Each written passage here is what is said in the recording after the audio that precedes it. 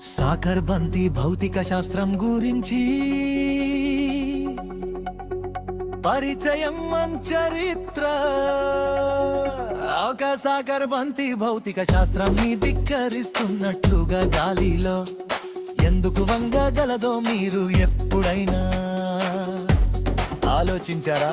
నిన్నైన్ని సదలో Brazilian legend Roberto Carlos free kick తో ప్రపంచాన్ని ఆశ్చర్యపరిచాడు.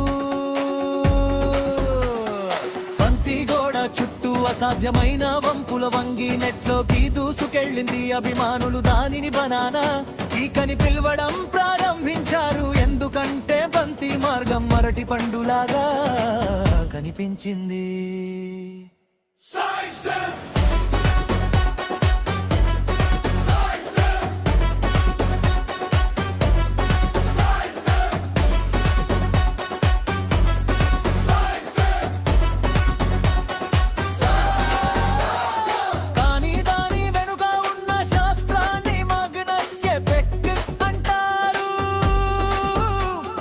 ఆటగాడు బంతిని మధ్యలో నుండి కొంచెం కొట్టినప్పుడు వారి పాదం దాన్ని వేగంగా తిప్పేలా చేస్తుంది.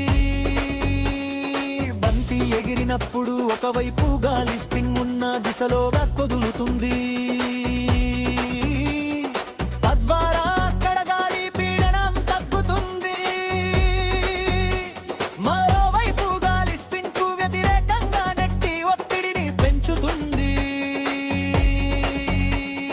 పీడన వ్యత్యాసం బంతిని తక్కువ పీడనం వైపుకు వంగేలా